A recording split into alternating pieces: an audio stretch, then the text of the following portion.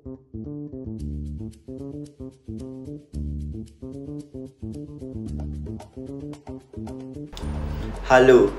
Timan-Timan, I am Predel. Want to learn how Indonesians greet?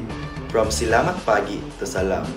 Let's explore the warm, respectful greetings of Indonesia. Ayo mulai! Let's begin! Basic greetings in Bahasa. Selamat Pagi means good morning. Selamat Siang means good afternoon. Selamat Malam means good night. Apa kabar means how are you? Sampai jumpa means goodbye. Basic conversation in Bahasa. Selamat pagi means good morning. Selamat pagi, apa kabar means good morning, how are you?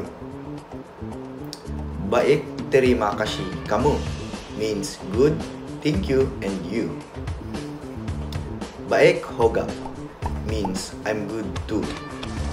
So, whether it's selamat pagi or salam, now you know how to greet like an Indonesian.